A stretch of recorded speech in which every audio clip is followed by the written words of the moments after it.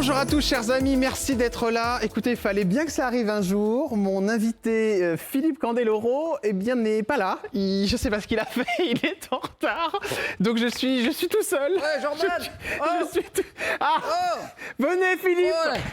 Vous êtes en retard. Mais non. Bah si vous êtes en retard. Just on time. Ouais, bah c'est pas juste un time. Ah, désolé, j'étais à l'entraînement et puis ça roule mal, tu sais, c'est Paris ça. Mais ça. vous êtes Depuis que incroyable. t'as changé de bureau là, ça y est maintenant. Ah, ça vous plaît? C'est grandiose hein là.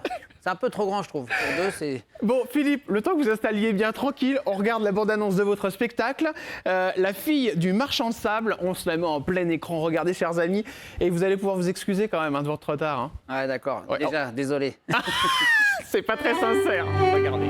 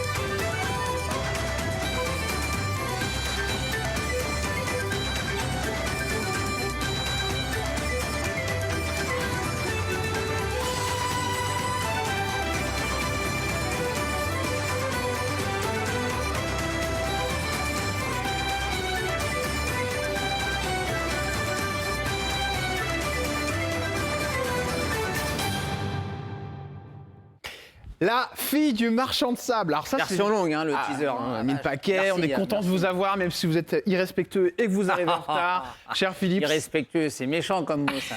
Voilà, non, tu t'as qu'à dire, je sais que c'est pas de ta faute Philippe, mais bon voilà, la prochaine fois, essaye d'être à l'heure. Je sais que c'est pas de ta faute, mon Philippe, mais la prochaine Ouais. fois, essaye d'être. Voilà, c'est beaucoup mieux. Bon, allez, on a l'affiche, elle est très jolie. Et alors, franchement, bravo, parce que le spectacle est magnifique. Je trouve qu'il y a quelque chose de l'idée on nice, on en reparlera tout à l'heure, mais c'est vrai que. On essaye. En fait, on se considère souvent comme le spectacle petit frère Ouais. de Lido Nice, Bien sûr. mais pas forcément avec leurs moyens financiers. Ah, c'est sûr que c'est un show très très puissant, mais il y a de tout, il y a de la nostalgie. Alors c'est l'histoire du marchand de sable, mais c'est revisité par votre femme, Olivia Candeloro. Ça, c'est surtout elle qui fait toujours le travail, hein, de la création, de la mise en scène, de la chorégraphie. C'est d'ailleurs son spectacle. Moi, là, j'interviens plus en tant que producteur exécutif pour l'accompagner, puisqu'on fait un duo où on travaille depuis plus de 25 ans ensemble et on est mariés depuis 30 ans. Donc déjà, ça explique cela. Et puis, on aime bien ce spectacle parce qu'à la base, c'était création pour les comités d'entreprise. Ouais. Et puis là, on a décidé, puisqu'on joue à Paris, on va jouer 9 séances sur Cergy-Pontoise, plus 4 du côté de Troyes, le premier week-end de décembre. Et puis ensuite, le 8, 9, 10 à Cergy-Pontoise. Et on a ouvert 2 séances publiques payantes pour justement donner l'envie à notre public de venir, avoir la possibilité de venir. La fille du marchand de sable, donc oui, Philippe Candeloro patine toujours. Eh ouais, même avec des hanches en plastoc. On va y revenir tout à l'heure. À 51 ans, il est toujours en forme, même avec ses hanches en plastoc, en effet. Alors, juste Allez. une information importante, c'est que sur ce spectacle, pour pas spoiler le spectacle, en fait, que je sois là ou que je sois là, pas là, pardon, le spectacle se joue. Moi, je viens intervenir qu'à la fin, parce qu'on D'accord. sait que c'est les parents qui amènent les enfants voir le spectacle, Oui. ou la famille. On sait que finalement, les enfants, à 10 ans, ils ne me connaissent pas, ils ne savent pas Bien sûr. ce que j'ai fait comme exploit sportif des Jeux Olympiques. Donc c'est une apparition à la fin, c'est bien ça. On a préféré cette année dire je viens en dehors du spectacle à la fin pour faire un numéro parce que je sais que les gens ont encore envie un petit peu de me voir et puis Bah, moi bien je suis encore un peu capable donc je le fais. Voilà. Ah, mais bien sûr qu'on a encore envie de vous voir, cher Philippe. Vous êtes dans nos cœurs et je vais vous le prouver avec toute cette émission. Vous allez le Avec voir. une belle montre. Ah, oui, exactement. Il veut une montre. Tiens, ça commence. Allez, c'est parti. Portrait de Philippe Candeloro qui revient nous voir. Un petit Philippe Candeloro qui grandit à Colombe. Colombes, hein, c'est bien ça. Juste à côté de Paris. Né à Courbevoie, Ouais. habitant à Colombe pendant plus de 25 ans. J'ai une petite photo de vous quand vous étiez petit. Vous étiez casse-cou quand vous étiez petit, non? Ouais, j'étais surtout casse-bonbon. Casse-cou, on peut rajouter quelques C'était syllabes compliqué derrière. avec papa et maman? Non, en fait, j'étais surtout... Avec mon frangin, on était vraiment des salteignes, quoi. Qu'est-ce que vous avez fait de conneries? Non, mais parce qu'en fait, on avait une éducation, on était très libre, on sortait, on avait une cité juste en face de chez nous, donc en fait, on se mélangeait aussi un petit peu à l'esprit cité.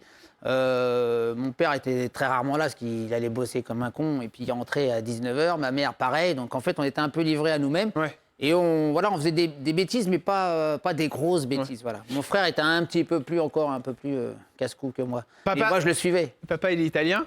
Oui, était. Luigi était, parce qu'il est parti il y a quelques années d'un cancer. D'ailleurs, ça vous fait très peur parce que vous allez faire des coloscopies à tire-larigot. J'ai vu ça Ouais, sur enfin, Internet, bon, forcément.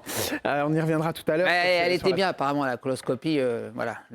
L'intérieur de mon appartement était nickel. D'accord, apparemment. ok. J'en suis ravi, on y reviendra dans un instant.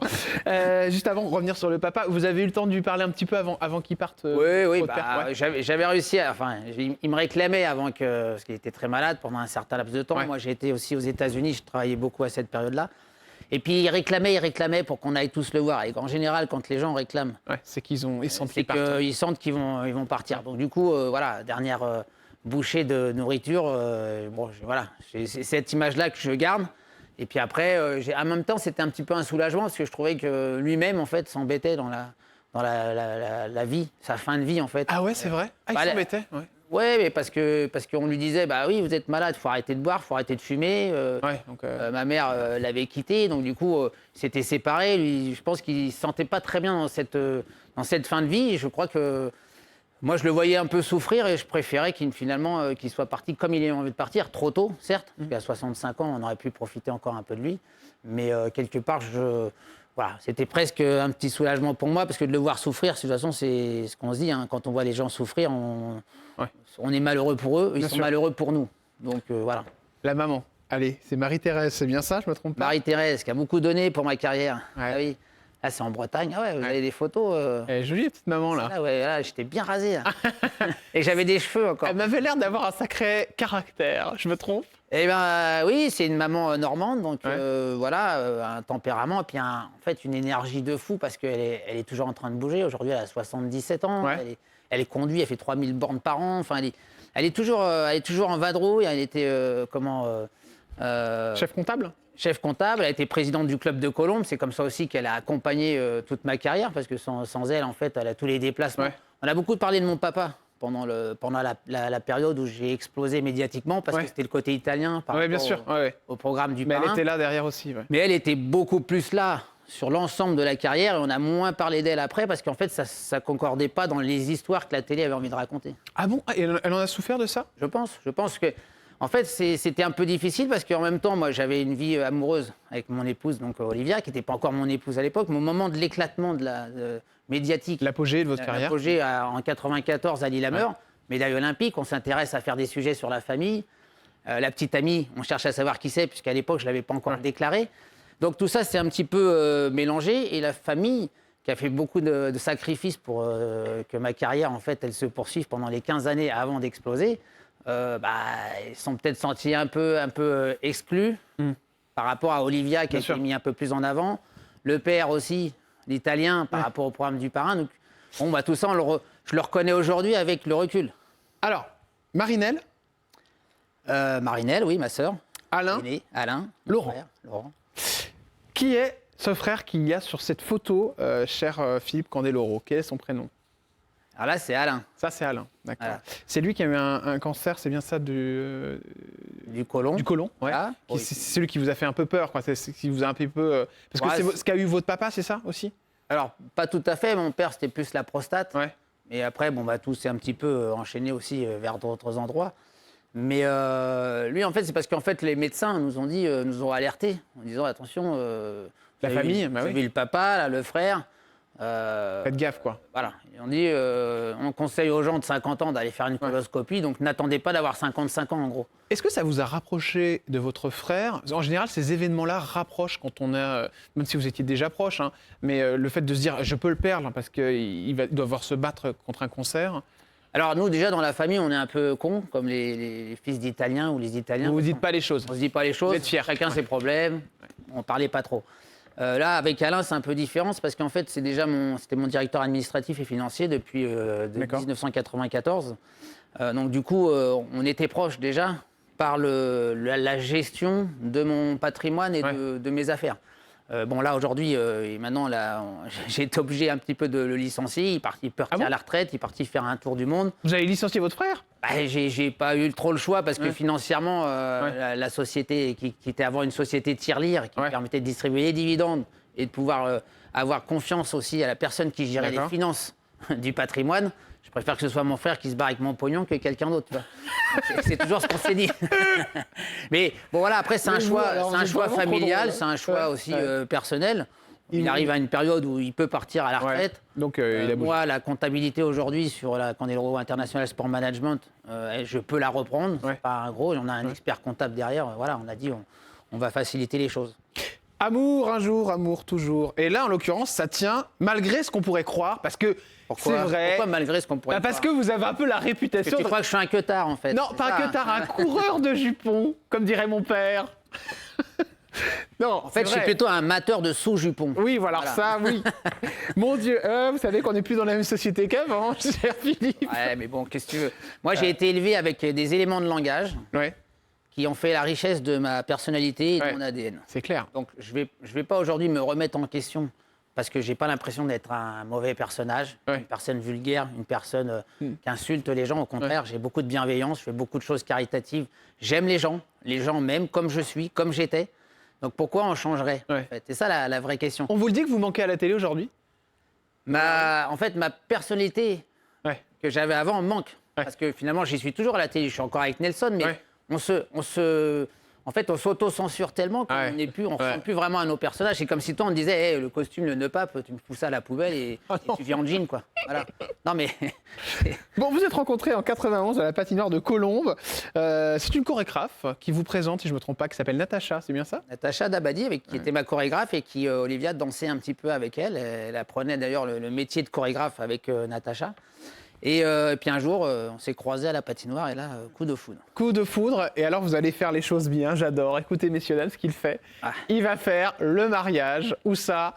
Eh bien évidemment, sur une patinoire avec un cœur géant, avec plein de roses, si je ne me trompe pas. C'est ça. Et vous étiez au milieu. Belle décoration florale. Alors, les invités devaient être frigorifiés, mais vous avez quand même fait un mariage assez culte, du coup.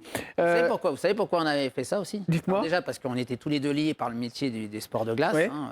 Voilà, Olivia avait mis en scène, on avait mis des enfants de cœur en patin et tout ça, c'était génial. Et c'est surtout parce que aussi, Olivia, qui a des origines juives, sa famille ne pouvait pas rentrer dans une église. Ah, d'accord, ok. Et on avait trouvé donc un prêtre qui avait bien voulu déplacer son hôtel. Pierre de Besançon, d'Orléans, un ami qui nous avait présenté. D'accord. Et on avait dit, on va faire la cérémonie dans un endroit neutre, comme ça tout le monde pourra venir. Génial. Et donc ça a été bien perçu, ça a été bien fait. On a même la famille juive avait dit, c'est pas la peine de faire venir le rabbin, ça représentera pas grand-chose pour nous. J'ai fait les économies, j'ai pu acheter cachère derrière. Où était la petite bague? Alors la bague, ça c'est la bague de fiançailles que j'avais planquée dans la glace. Et j'avais dit, Olivia, voilà, si tu veux, pour avoir une bague de fiançailles, il faut la mériter, maintenant il faut la trouver. Je vais vous offrir un pic à glace et un marteau pour piocher dans la glace. Voilà. Donc elle a pioché dans toute la patinoire. Ouais, alors après, au bout d'un quart d'heure, je lui ai dit, écoute, va un peu plus par là, parce que je m'étais mis au point avec le directeur de la patinoire, qui était à Faux-Romeu d'ailleurs, je me souviens. D'accord. Puis après, j'avais amené une petite couverture, champagne et tout, la petite chandelle. Non, j'ai un petit côté romantique, et puis un côté un peu russe par moment, parce que l'époque... Elle en a souffert, ça, Olivia, que vous ayez cette image un peu de coureur de jupons, entre guillemets. Coureur de jupons, c'est plus par rapport à la notoriété où en fait les filles venaient à moi. Ah ouais? C'est pas. D'accord. C'était vrai, ça? Oui, parce qu'en fait la notoriété, la célébrité, ça attire quoi qu'on dise. En plus, le côté sportif. Mais il y a des fois où elle est intervenue, Olivia, où elle a dit bon, ça suffit, où on a calmé quelques-uns. Il y en a qui étaient très vindicatives, elles étaient très chaudes, comme on pourrait dire. Ah non, vous pouvez pas dire ça, on peut pas dire ça, Philippe. À l'époque, c'était ce qu'on disait. Donc moi, je veux dire, après. Il y en avait qui étaient très entreprenantes. Et voilà. Et avant Olivia, j'ai bien vécu. D'accord. Et puis après, effectivement, il y a Olivia qui est arrivée. Il fallait aussi un petit peu essayer d'éliminer ça sans paraître pour un méchant. Bah oui, bien sûr. Quand tu rejettes une fille qui a envie de toi, comment tu passes pour qui? Ah, je sais pas. Ça m'est rarement arrivé. Ah bon? Alors, je vais te donner des cours si tu veux. Maintenant, je suis prêt à transmettre. Oui, transmets-moi, Philippe. Vous avez souvenir d'une fois où vraiment Olivia elle a été obligée d'intervenir? Alors, Olivia, au début de l'explosion médiatique, encore une fois, c'est qu'on lui avait confié finalement la gestion du fan club, avec toutes les lettres Oh là qui là. arrivaient. Ah oui. Et on s'est vite aperçu qu'il y a des trucs gênants, parce qu'il y a des filles qui envoyaient des petites culottes, des trucs comme ça, donc avec des déclarations d'amour. Et je voyais que ça la rendait malheureuse. Donc bah oui. on a dit, il faut arrêter ça. Et c'est ma sœur qui avait repris Les Amis de Candel, qui était le fan club, D'accord. à la fois pour la France et pour le Japon. Mais c'est vrai que c'était embêtant pour Olivia parce qu'elle voyait des filles qui des fois s'agrippaient à moi. Alors quand je faisais en plus des exhibitions comme Big Bisou à l'époque, Ah oui, oui, bien sûr. quand je faisais le bisou sur la bouche, ça aujourd'hui je pourrais même plus faire. Ouais. Même si je faisais juste le bisou sur la main, peut-être que je pourrais aller en prison. Ah oui, carrément. Ouais, je suis pas sûr, mais c'est vrai que elle, ça devait pas lui faire plaisir en tout cas. Oui, alors après moi j'étais dans mon truc, je vivais ma carrière. Olivia elle a toujours respecté ça en fait. Elle a menacé une fois le couple. Alors c'est pas elle qui a menacé le couple, je pense que c'est l'environnement global. Ouais. Qui pouvait à un moment donné être perturbant pour nous deux parce que elle subissait plus. Moi, je vivais ma carrière, ma vie de sportif connu, reconnu, et elle m'a jamais bloqué là-dessus. Une photo. Allez, là, ça va vous faire du bien, ça, cette photo, j'en quoi suis sûr et certain. Ah, la famille. Là, c'est toute la famille. Mais, ah oui, t'as chopé ça. Oui. Oui, j'ai chopé ça. Alors, les amis, T'es trop oui, vous fort. ne rêvez pas.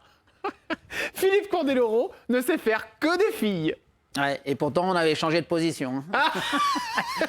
Excuse-moi. Vous savez que normalement, il y a des techniques, hein, on m'a dit ça, pour avoir un garçon, mais bon. Ouais, mais alors moi, on m'a expliqué aussi que comme j'ai fait du patinage, j'avais les testicules proches du froid et qu'il paraît que mes spermatozoïdes ont peut-être Ah bon évolué dans un environnement qui n'était pas propre à pouvoir faire des garçons. Ah, d'accord. Donc, il y a une vraie raison médicale. A priori, hein, après, D'accord, donc vous avez peut-être me mettre à la natation, on va voir si ça change. Je crois qu'Olivia, elle n'est pas prête à refaire d'un an. Là, ouais, vous y avez pensé un quatrième ou pas? Non. Non, après, quand on a pour la troisième, on espérait avoir un garçon, Ouais. pour avoir un petit Bien peu sûr, de c'est différence. normal, c'est normal. Olivia faisait un peu une grossesse nerveuse sur ce troisième enfant. Donc Ouais. je lui ai dit, vas-y, on y va et puis on verra bien après. Ouais. Donc, moi, aujourd'hui, on a trois filles, ça se passe très bien, elles sont bien élevées, gentilles. Alors, on les embrasse toutes les trois, en particulier une qui est maintenant médiatisée, c'est Maya Candeloro. Pour quelle raison? Alors, elle se lance parce que c'est une danseuse professionnelle, Ouais. elle a fait l'Opéra de Paris, maintenant elle a fait des formations pour danse contemporaine, elle a travaillé à Disney avec Mickey le magicien là, pendant 5 mois, elle est à Génial. l'école en même temps, elle suit ses études. Et puis donc c'est elle, la fille du marchand de sable, puisqu'elle est dans le spectacle. D'accord. La fille qui fait un peu le cerceau, l'acrobatie, c'est elle qui prend ce rôle-là. Et donc dans l'histoire, on a voulu justement transmettre... le marchand de sable, c'était moi avant, Ouais. maintenant c'est elle, et donc on fait cette petite transition. Le papa médiatisé, est-ce qu'elles l'ont bien vécu toutes les trois? Alors, c'est pas moi malheureusement qui vais pouvoir répondre à cette question Ouais. parce que je pense qu'il y a la pudeur aussi de nos filles qui nous diront jamais. D'accord. Parce que, en fait, Olivia et moi, je pense qu'on a une grosse personnalité à la maison. D'accord. Parce que quand Olivia crée ses spectacles, je veux dire, il y a de l'envergure, il y a peut-être un peu un empêchement aux filles de pouvoir s'exprimer ou on va dire, s'émanciper elle-même. Donc après, Maya y arrive très bien, elle sait ce qu'elle veut, elle veut monter sa compagnie de danse, Ouais. elle a fait des Et études les deux autres? pour ça. Luna, elle a fait des études dans l'audiovisuel, D'accord. plus pour la gestion de production. D'accord. Maintenant, elle aime bien le côté un peu régie plateau pour gérer la partie spectacle, parce qu'à force de nous accompagner dans nos productions, elles se disent pourquoi pas nous. Et la dernière, elle est plus peut-être dans les études de commerce. D'accord, ok. Pour l'instant, elle passe son bac. Parce que À L3, elles vont certainement peut-être monter une société de production pour créer peut-être un futur cabaret sur glace. ah, ce serait génial ça. Voilà. Parce que ce que je veux dire, c'est que voilà, elles sont jeunes et forcément elles sont dans cette nouvelle société et vous êtes un petit peu dans l'ancienne société avec Moi, je votre... suis un has-been, c'est ça que tu veux me Non, dire? j'ai pas dit un has-been, mais dans votre manière de parler, vous le disiez tout à l'heure, vous avez plus la même, vous essayez de parler comme avant, mais c'est plus compliqué aujourd'hui. Donc je suis sûr que ça doit créer à la maison des fois des trucs du genre bon papa, ça tu sais que tu peux pas dire ça ou c'est fini. Quand je préparais le One Man, par exemple, Ouais. les blagues, je les testais des fois avec Ouais. elle. Et en fait, on voit que l'humour en fait, a évolué, a changé. Et vous disiez quoi? Alors, c'est pas que des blagues sur le cul. Hein, Ouais. c'est pas ça qui les gênait. C'est plus... en fait, il faut adapter son humour par rapport à la tranche d'âge que tu Ouais. veux toucher aussi pour un spectacle. Ouais. Du coup, j'ai un peu mis de côté le One Man pour partir sur une pièce de théâtre à deux avec Nelson. D'accord. Il va s'appeler Sapatine à Tokyo. Ah bon? Donc ça, c'est pour la saison prochaine. Mais c'est génial, ça. Dès qu'il finit les Jeux Olympiques de Paris 2024, tac, il est mis à la porte de France Télévisions. Et derrière, nous, on enquille pour 2024. Mais c'est une 2025. exclue, ça, on le savait pas, cette histoire. Ben, c'est un peu confidentiel. On commence les. Ah bah là, ça va plus l'être du tout. La lecture et l'écriture est déjà faite. On commence les répétitions en situation Mais un peu c'est théâtrale à génial. partir de demain. Voilà. Ah, je trouve ça génial, ça va être top. Vous allez raconter vos histoires. Alors, en fait, on est assez proche de nos personnages de télévision. D'accord. On part du principe qu'on part Ouais. à Tokyo pour commenter un championnat du monde de patinage. Et là, on découvre un cadavre dans ma salle de bain quand Nelson tape à 7 h du matin D'accord. pour aller lui tout frais aller visiter la ville. Comme il pourrait faire. C'est génial. Après, il y a tout un tas de quiproquos qui, D'accord. évidemment, avec le côté coincé un peu de Nelson, qui, Ouais. puis moi, le côté très relax. Attendez, c'est la première fois qu'il va faire du théâtre Non, il a déjà one fait, man, il a déjà fait quelques pièces et puis il fait des comédies aussi Ouais. par rapport à Jean Ferrat, Ouais. Charles Trenet qu'il adore. Donc en fait, il raconte des histoires sur scène. Donc c'est pas la première fois qu'il montera en scène, mais là une comédie à deux. Ouais. Ça va cartonner. Ça va être un bon lancement Ah ouais, pour nous deux, c'est sûr. pour passer à autre chose. Bah oui, parce que vous êtes un duo qu'on adore, c'est vrai, il y a ça. On va y revenir tout à l'heure. Juste avant, attention, 51 ans, on le disait tout à l'heure, cher Philippe Candeloro. Donc, alors, la dernière fois qu'on s'était vu, vous m'aviez dit Le que bilan. vous aviez eu des hanches en plastique. Ouais. Enfin, c'est Après- pas en plastique, c'est en titane. En titane. Petite anecdote, la dernière fois, je fais un spectacle, là, et il y a une petite dame de 82 ans qui vient me voir après le spectacle, elle me dit « Excusez-moi, vous pourriez me donner la marque de vos prothèses ?» Je lui dis « Mais je connais pas la marque, je connais le chirurgien qui m'a opéré, mais je connais pas la marque. » Elle disait « Ouais, ça marche plutôt bien. » Elle venait de me voir faire encore un saut périlleux arrière sur la glace. Bon, Ça, c'est très drôle. C'est marrant.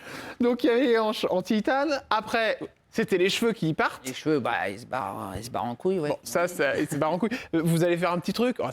Faites comme Non, moi. mais tout le monde me dit, je devrais, pourquoi pas essayer. Il paraît qu'en Turquie, ils font les choses bien. L'implantation, ouais, vous pouvez Non, même en France. en France, ça se Ouais. passe. Mais C'est un plus petit cher. billet. C'est Un plus cher. petit billet. C'est pas pris en charge par la Sécu. Ah non, non. C'est Sinon, esthétique. c'est Comme c'est esthétique. Ouais. Et bon, Ça vous complexe un peu quand même les cheveux? alors, je dirais que mon père était chauve. Ouais. Donc toute ma vie, on m'a dit, tu finiras comme ça. Ouais. Donc quelque part, je suis préparé mentalement Ouais. à devenir chauve. C'est juste la partie peut-être cette notoriété qui m'oblige Ah, c'est clair. à Ouais. garder un petit peu de cheveux parce que c'est comme ça qu'on me reconnaît. Bien sûr. Alors, cheveux longs, cheveux courts, on s'en fout, mais c'est vrai que de derrière, quand je vois des photos, Ouais. c'est marrant parce que sur l'iPhone, c'est terrible. Alors que sur Android, les photos, elles ressortent pas de la même manière. Donc c'est pour ça que je me suis mis à l'Android.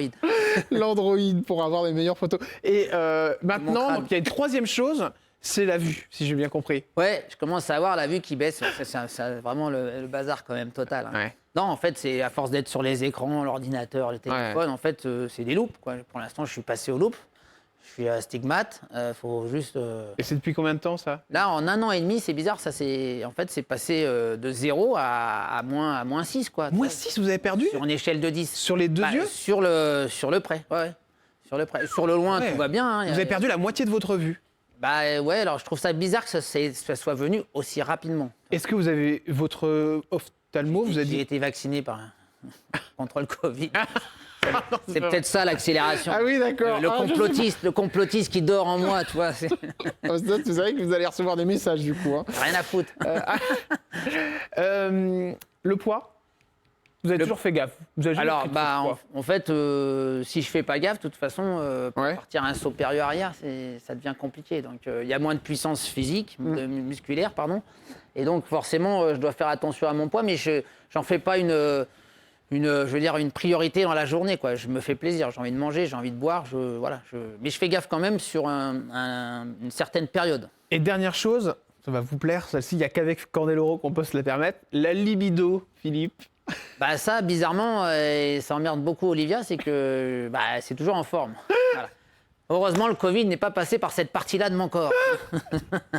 C'est vrai que vous avez dit, je crois, dans une interview, j'aimerais que ce soit tous les jours, mais malheureusement, ça coince de l'autre côté, quoi. Déjà, la libido masculine, certainement, elle est beaucoup plus développée que chez les femmes, ou en tout Ouais. cas, elle se manifeste Ouais. plus naturellement et parfois même sans envie que chez la femme. Ouais. Donc, du coup, plus avec les enfants, les problèmes Ah bah oui, de bien la sûr. gestion familiale, voilà, et de la maison, tout ça, c'est toujours plus compliqué. Il faut vraiment être dans une situation où il n'y a rien à faire, on soit en vacances, qu'il n'y ait pas d'enfants à côté, qu'il y ait des portes et que les murs soient épais. Enfin, voilà, on connaît un petit peu en fait, on l'accepte. À force de vivre Oui, bien avec sûr, sa ouais, ouais. compagne, on sait ce qui convient et ce qui convient Mais pas. c'était vraiment tous les jours à un certain moment? Bah, si moi, on m'avait pas empêché que ce soit tous les jours, je l'aurais fait tous les jours. Voilà. Mais parce que la pauvre, je veux Après, dire, ça c'est- fatigue. Bah oui, mais quand vous avez une jolie femme qui vous aime, avec qui vous avez envie de faire l'amour, pourquoi on ne le ferait pas? C'est vrai, vous avez raison. Moi, je sais pas. Et je vais pas me bloquer là-dessus parce que la vie est trop courte. Ouais, vous avez bien raison, cher Philippe Candeloro. Chers amis, ça va tellement vite avec Philippe qu'on a déjà terminé cette première non. partie. On se retrouve dans un instant avec Philippe Candeloro. On saura quels sont exactement ses rapports avec Monsieur Nelson Montfort. Comment ça va se passer? Vous allez découvrir un coup de gueule hallucinant de Philippe Candeloro et je suis ravi que vous veniez le faire chez nous parce que c'est compliqué pour les Jeux Olympiques. Vous allez nous expliquer exactement ce qui se passe, Philippe Candeloro, et vous en avez même un deuxième à faire. On se dit tout ça dans un instant. Restez bien avec nous, chers amis. À tout de suite. Vous avez le temps d'aller faire un petit câlin avec madame ou monsieur. J'arrive. Ah non, vous restez avec moi, vous, pour l'instant. À tout de suite sur C8. Vous êtes sur C8. Ah, quel bonheur d'avoir notre Philippe Candeloro qui est là. Je vous fais un bisou, ça me fait plaisir. Je vais faire un câlin. Ah, bah oui. Ah, mais qu'est-ce qu'on est bien chez toi. Il Allez. allait m'embrasser une deuxième fois. Ah, il en veut toujours plus, hein, ce Philippe Candeloro. Bon, on a à boire, mais on n'a rien à bouffer chez toi. Ça arrive tout à l'heure. Pourtant, t'as changé de décor, t'as changé de plateau, t'es passé là, ça y est. Ah, bah ouais, je suis content, ouais. Pour quand le JT de TF1? Oh là là, non, non, JT de C8, ça m'ira très bien. Cher Philippe Candeloro, merci d'être là. Manque Avec- d'ambition, c'est terrible. Ah, je suis très très heureux et ravi de vous recevoir, chers amis. Vous aussi, je sais que vous adorez Philippe Candeloro, qui a plein de choses à nous dire aujourd'hui. On commence tout de suite avec les coulisses de la télé.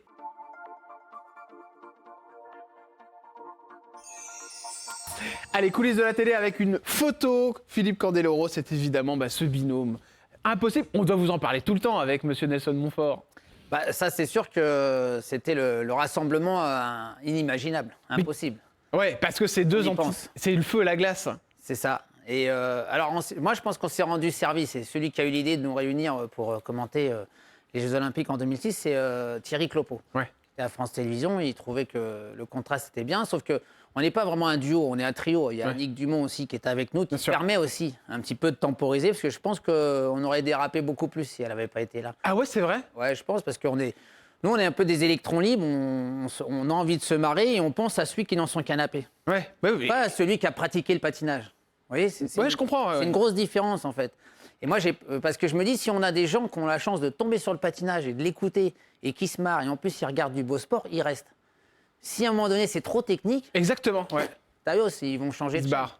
Alors avec Nelson Montfort, c'est sûr qu'il y a eu des soucis, notamment en février 2014. Vous commentez avec Nelson les Jeux Olympiques d'hiver en Russie. Et là, il y a une polémique qui va se créer, vous en souvenez forcément. Ah et oui. ça va mettre un bazar pas possible parce que vos propos sont jugés sexistes. Ça donne lieu à une polémique hallucinante, une mise en garde de France Télévisions. Ça vous a touché, ça? J'ai failli faire une garde à vue. Non, c'est vrai? Non, mais bon, en fait, on ne sait pas trop. On se demande si des fois les mises en garde, en fait, elles sont pas pour faire un petit peu de buzz aussi. Ah oui, d'accord. Et que ça Juste vient- pour dire, et- voilà. Et pourquoi ça viendrait pas de l'intérieur? Ouais, d'accord. Peut-être pour alimenter, parce qu'à chaque Olympiade, mine de rien, on passe d'1,2 million, 1,5 million habituellement, comme c'était encore le week-end dernier à Angers, Ouais. pour le Grand Prix de France, à 4-5 millions de téléspectateurs qui suivent, plus le patinage. Et grâce au patinage, tac, on prend les 4 millions et on les fout sur le ski. Ouais. Vous voyez? Bien sûr. Et bon, après, ça, c'est de bonne guerre, c'est pas un souci. Après, c'est quand on juge nos propos sexistes, tout ça, c'est vrai que c'est un peu embêtant parce que nous, on n'est pas là pour faire de la polémique. Vous On est faites pas là des blagues, quoi. on fait des blagues à la con, des fois, je l'avoue. Ouais. Mais en même temps, c'est ce qui aussi ravit les téléspectateurs qui ne sont pas des aficionados du patinage. Aujourd'hui, vous faites vraiment attention à ce que vous dites, Philippe Ouais, Candeloro. ouais, beaucoup de gens me le disent.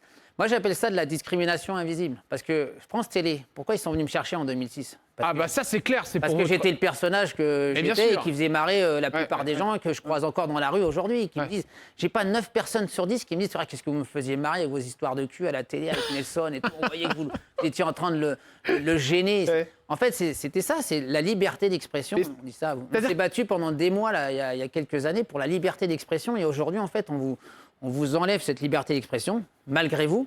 Parce qu'en fin de compte, pourquoi je m'auto-censure? C'est juste pour éviter qu'il y ait 2 ou 3 personnes derrière un téléphone et anonymement qui va nous dire, qui vous en mettent plein la gueule. Et après, c'est la minorité en fait qui prend le dessus, Ouais, bien plus sûr. que la majorité. Bon, après, on sait à quoi on s'attend quand quand on est un peu reconnu, voilà. Vous avez souvenir de moments à France Télé où vous vous êtes vraiment fait remonter les bretelles? En fait, j'ai jamais vraiment risqué quoi que ce soit parce que la première chose pour laquelle France Télévisions pourrait me mettre dehors, c'est si j'étais injurieux vis-à-vis d'elle, Ouais. pas vis-à-vis de ce que je dis moi. J'assume.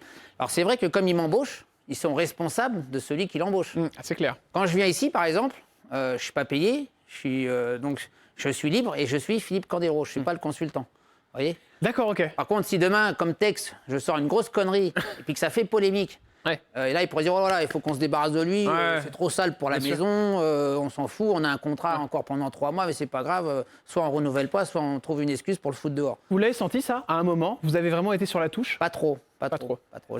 On m'a mis en garde, bah, c'est vrai que c'est compliqué parce que quand tu as ton patron qui dit hey, Philippe, ce soir, tu te lâches pour envoyer la purée et tout ça, mais bon, fais gaffe quand même. Hein. Ah bah oui. Ouais, voilà. Ça n'a aucun sens. C'est comme si on disait va plonger, il y a une bande de requins là juste en bas. Ouais.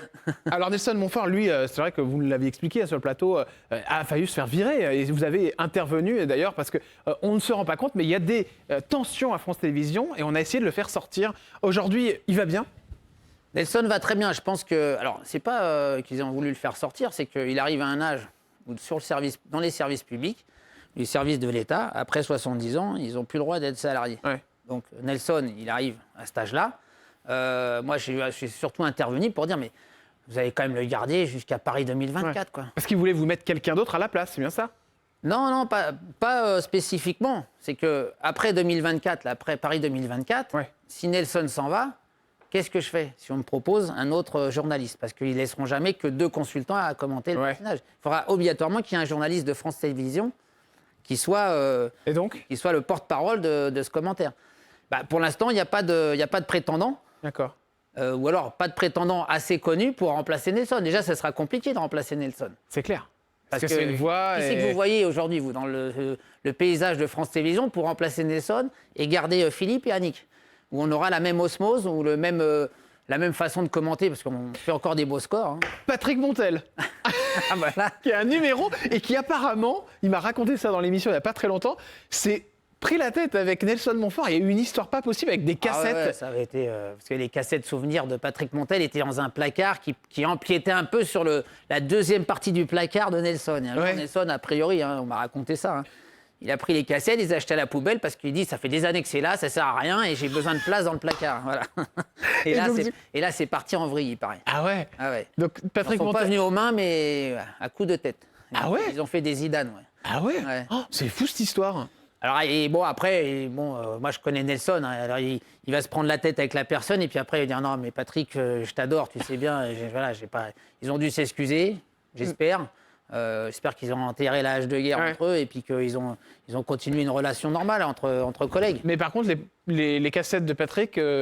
Celles-là, malheureusement, je pense que si elles sont parties à la poubelle, c'est sûr que c'est comme un ordinateur où tu perds toutes tes données. Ouais, c'est clair. Les boules. Vous êtes déjà pris la tête ou avec Nelson Montfort? Oui, c'est arrivé Ah ouais 2-3 fois. Bon, des fois, au début, en 2006, il me prenait pour son chauffeur. Parce que Nelson a un peu peur de conduire. D'accord. Surtout dans une ville qu'il ne connaît pas, comme à Turin, par exemple. Ouais. Et puis un jour, je suis parti avec la voiture et il m'engueule parce qu'il m'appelle et il m'engueule parce que je suis parti avec la voiture. Je devais partir à l'aéroport, rejoindre ma femme qui était enceinte jusqu'aux dents la dernière. Et que j'ai dit, mais je pars pour 3 jours parce que Olivia va peut-être accoucher ce week-end.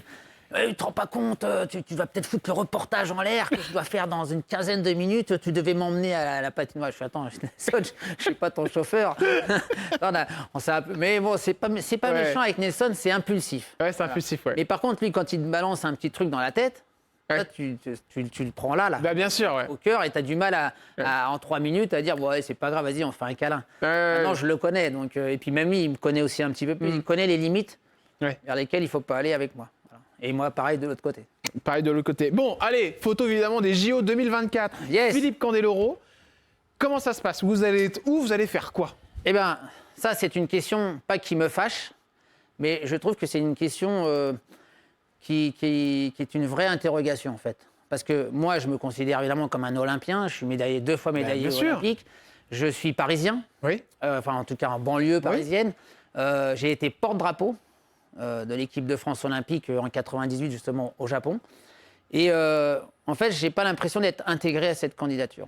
Donc là, aujourd'hui... Parce que je fais du sport d'hiver, déjà. Ouais. Donc on sépare un petit peu quand même l'intérêt des sportifs d'hiver et des sportifs d'été. D'accord. Et en fait, on ne nous donne pas une mission particulière. Non, mais ça veut dire que vous n'êtes pas sur les JO 2024 ? Moi, Paris 2024, aujourd'hui, j'ai l'impression d'être insignifiant. On a eu des rendez-vous, Tony Estanguet a réuni il y a 2 ans 24 anciens porte-drapeaux, Oui. tous ensemble, où on pensait peut-être qu'on allait être missionné pour une quelconque mission, Ouais. que ce soit de prendre des écoles de gamins, de les emmener, Bien de sûr, leur bien faire sûr. découvrir Il n'y a rien du l'univers. tout pour vous. Et pour l'instant, il n'y a rien. Il n'y a rien de particulier, en tout cas, en ce qui me concerne. Donc moi, je dis, si je dois regarder les Jeux depuis mon canapé, ou alors je ferai peut-être comme beaucoup de Parisiens, pendant les Jeux, on va se tirer, puis on va regarder la télé. Et Donc moi, je pendant trouve les ça- Jeux, vous allez vous tirer ? Bah, je ne sais pas si j'ai rien à faire. Là, aujourd'hui, donc, le plus intéressant pour moi, aujourd'hui, c'est de trouver et de me rapprocher des entreprises qui sont partenaires des Jeux D'accord. Olympiques pour faire du B2B et faire des soirées d'entreprise pour expliquer qu'est-ce que c'est que le sport olympique. Alors, ni à l'intérieur des Jeux de 2024 et ni en commentaire, rien du Et tout. ni en commentaire, puisque France Télévisions considère que je suis un consultant des sports d'hiver, donc du D'accord. patinage artistique.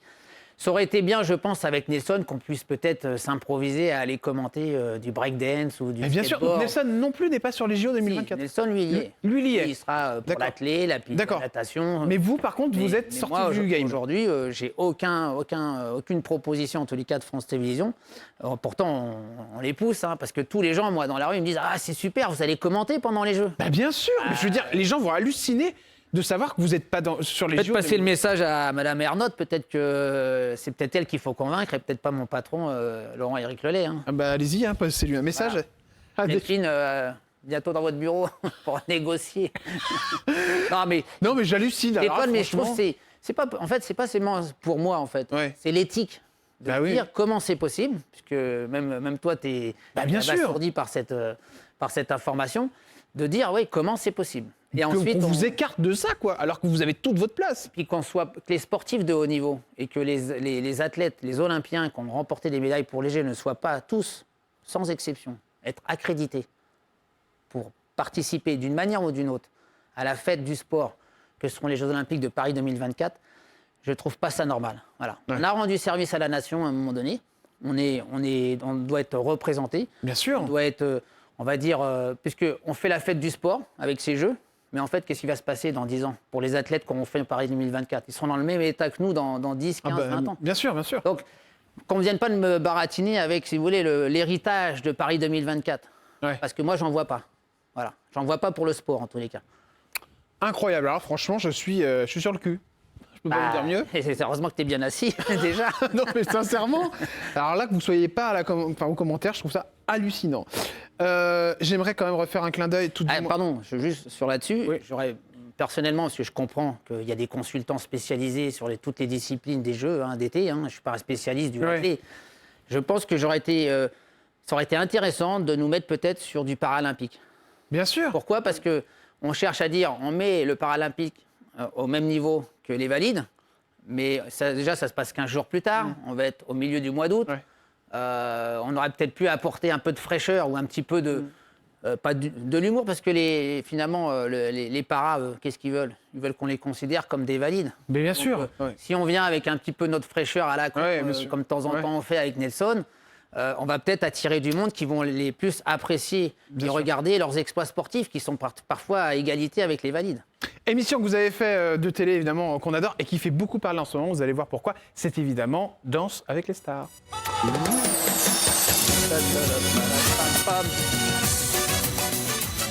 Vous vous souvenez de votre pas chassé ? C'était dur comme émission, ça, mine de rien. Ah, c'est pas Je me suis facile. beaucoup amusé, mais compliqué parce qu'il faut bosser. Ouais. Voilà. Si tu veux. Ça allait avec les jurys ? Ouais, alors moi j'ai fait la saison 2. Ouais. J'étais toujours dans la méfiance parce que j'avais vu comment Chris Marquez avait défoncé Bigard Ah oui, c'est vrai. par moment, ou Marthe Ouais. Villalonga. Ouais, ouais. Et je trouvais ça un petit peu scandaleux parce qu'on parle pas. Scandaleux, ouais. Parce qu'on parle pas à des personnes qui sont plus âgées que soi de cette manière-là, même Ah si ouais. tu les juges. Ah d'accord. Au contraire, tu dis déjà c'est déjà bien d'être là. Parce que moi je trouve bien moi Chris Marquez, mais après vous. Il a évolué. Oui. En 12, 13, 14 saisons. Et vous lui avez dit ? Ouais, bien sûr, mais même sur le plateau, hein, moi, j'étais en train de me défoncer. Alors avant, il y avait Jean-Marc Généreux qui était le gentil et Chris Marquez qui était le méchant. Puis après, vous avez remarqué sur toutes les saisons, il y en avait un après qui a changé de rôle. Ouais, bien sûr. Il y en a un qui est devenu un peu plus méchant, c'est vrai, machin. Et puis après, il y a eu les dames du jury aussi qui sont arrivées.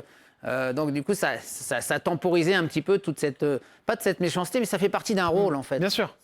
Une fois que tu as compris ça...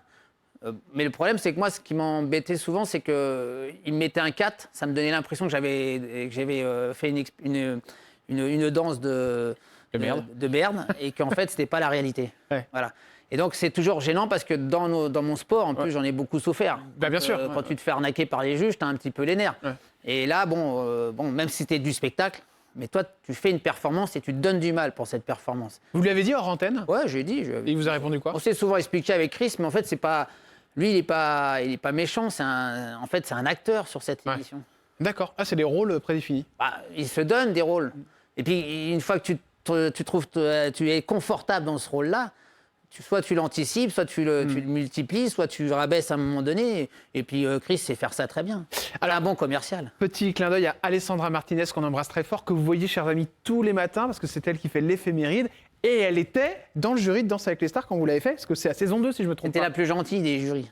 Alessandra Martinez? Ouais. Oh, mais ça m'étonne pas, parce que c'est une douceur. En plus, elle avait fait un métier qui était proche du mien. C'est que quelque part, elle connaissait aussi l'effort de ma discipline et de ce que je faisais à ce moment-là pour sortir de ma zone de confort, pour venir sur le parquet. Votre femme aussi, d'ailleurs, est danseuse. À un moment donné, avec Alexandra, elle était en compétition parce que Olivia a été castée pour faire partie du membre de jury. Ah bon? Ouais.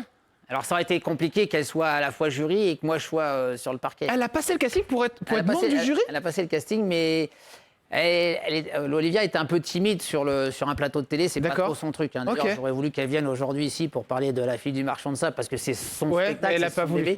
Mais elle se sent pas très à l'aise de parler. C'est une artiste. D'accord. C'est fou cette histoire. Donc elle aurait pu être dans le jury d'Al. Ah ouais, moi je pense qu'elle aurait eu toute sa place. Ah ouais, moi aussi, ouais. Peut-être qu'on aura la fille, Maya, à la place. On aura peut-être la fille Maya. Et dernière question sur Danse avec les stars, c'est Vincent Cerruti. Vous êtes au courant de tout ce qui se passe en ce moment? Ouais, j'ai entendu quelques déboires là. C'est un peu surprenant parce que... déjà, je pense que Alors, vous l'avez connu parce que forcément, il était sur l'émission et donc il est accusé d'avoir mordu les fesses d'une femme sur l'émission de radio, et l'émission de la radio. Comment on fait pour mordre les fesses d'une femme sur une émission de radio? Apparemment, c'était un jeu, oui, et elle l'a très mal pris derrière, et voilà, ça a été trop loin. Ça vous étonne? En fait, ce qui m'étonne, c'est parce que connaissant Vincent, moi je trouve à l'époque, quand je l'ai connu sur Danse avec les stars, et après on s'est vu sur d'autres émissions comme Le Bêtisier, je crois, où la caméra est cachée. C'est pas le genre de personne qui est taré. Qui fait une connerie. Il fait des conneries. Mais moi, je pense que l'éviction de la sortie de Danse avec les stars a été un élément déclencheur, peut-être, pour qu'il y ait un mal-être qui s'installe chez lui. Ah d'accord. Ah, vous pensez ça? Je pense qu'il en a beaucoup souffert. Ah ouais. Voilà. Et Kétier, Sandrine. Kétier, elle a eu l'intelligence de partir avant. C'est elle qui a voulu quitter. D'accord. Elle s'est pas fait sortir, elle a voulu quitter. Et je pense que tout ça, c'est difficile quand on vous met dehors sans trop vous expliquer pourquoi. C'est difficile, ça n'excuse pas évidemment le geste s'il a lieu, c'est important de le dire. Mais c'est sûr que vous pensez... Et vous en a parlé de ça, Vincent Cerruti, de ce départ Non, mais je l'ai ressenti. Je l'ai ressenti dans sa manière, même parce que derrière, il continue à faire de la radio. D'ailleurs, Olivia l'appréciait beaucoup sur la radio et on comprend. En fait, on comprend pas des fois la décision, de la maison mère qui décide non, on change d'animateur pour X ou Y raison. On connaît pas le fond en fait. Donc là, sur l'histoire de Vincent, ce qui lui arrive en ce moment, j'excuse pas moi les tarés ou les pervers. Donc parce que j'en suis pas un, j'utilise pas ma notoriété pour arriver à des fins. Mais ce n'est pas un taré ni un pervers. Voilà, après, s'il a fait et que c'est reconnu, je ne suis pas juge pour ça, c'est son affaire. Voilà. Mais moi, je parle d'une période où j'ai connu et ça m'aurait étonné d'apprendre ça de Vincent. C'est parti, voici les questions cash avec monsieur Philippe Candeloro. Alors, quand on s'appelle Philippe Candeloro, et oui, je sais, mais il faut que je vous pose la question, parce que le temps passe. Combien on va toucher de retraite, Philippe? C'est un gros sujet, c'est un gros débat. En ce moment, je fais partie d'un collectif qu'on a monté avec Pascal Eozan et plein d'autres athlètes. On est 450 anciens SHN. on se pose la question sur nos retraites, puisque quoi qu'il arrive, à 64 ans, il me manquera 17 trimestres. Et que je ne pourrai pas récupérer, et que dont l'État français aujourd'hui ont tendance à délaisser les sportifs d'avant 2012, où on a le droit pour l'instant à rien. On est en train de négocier cette enveloppe. Là, aujourd'hui, vous n'avez pas de retraite? J'aurai une retraite de merde, entre guillemets. Ouais. Parce que de toute façon, j'aurai jamais le taux plein. Mais c'est quoi une retraite de merde? C'est quoi? Ça varie, hein. Ça peut être 1500 balles, c'est déjà une belle somme si j'arrive à ce niveau-là. Olivia, ça sera encore moins. Donc en fait, aujourd'hui, on a un patrimoine, mais comme avec l'évolution de la vie, tout ça, c'est le cash qui manque aujourd'hui, c'est la trésorerie, c'est pas le patrimoine. Donc pour avoir de la trésorerie, il faudra vendre du patrimoine. Et puis, est-ce qu'on va tenir combien de temps? Parce que tant qu'on a les enfants à la maison, avec des études supérieures à payer, c'est assez douloureux, c'est assez lourd. Donc cette retraite, elle pèse de plus en plus parce qu'on se dit, si on doit partir avant, et on n'a jamais pris en considération aussi les blessures des athlètes de haut niveau. Ouais, c'est clair. Donc c'est tout ce phénomène-là qu'on est en train de défendre avec le collectif des championnes et champions français. D'accord. Et on négocie pour avoir plus ou moins les mêmes taux entre les sportifs d'avant 2012 et d'après 2012, parce qu'eux ont le droit jusqu'à 32 trimestres gratuits de récupération. Incroyable, alors là, franchement. Donc ça, on pourra en reparler un de ces jours. C'est un sujet intéressant. L'animateur ou l'animatrice avec qui vous avez eu une embrouille hors antenne, est-ce qu'il y en a eu un ou une? Non, parce que non. La chose que vous avez lue sur vous qui vous a fait le plus de mal, Philippe Candeloro? Un jour, les Jeux Olympiques de 2014, où on a vu sur Charlie Hebdo des Jeux Olympiques, le titre, c'était des Jeux Olympiques de merde commentés par des journalistes de merde, ou je sais pas quoi, par deux trous du cul. Ouais. Ça, bon, je savais pas qu'un trou du cul pouvait être aussi beau. Je parlais de Nelson, évidemment. Bien sûr, il appréciera. Philippe Candeloro, combien vous avez touché en totalité Danse avec les stars? Déjà, j'ai fait plusieurs apparitions, il y a eu des revivals avec les anniversaires et tout ça. Mais alors déjà, par contrat, je ne peux pas révéler la somme que j'ai pu toucher. Mais j'ai toujours dit, et ça peut se retrouver, c'est que quand aujourd'hui, en principe, tu vas en finale de Danse avec les stars, tu dépasses les 100 000 euros. Si tu as bien négocié, si tu es une personnalité qui vaut ce prix-là et qu'on a envie de t'emmener en finale, ça vaut à peu près ça. Est-ce que Dal s'est pipé? Pas pipé, mais je pense que c'est storyboardé. D'accord, ok. Voilà. C'est bien.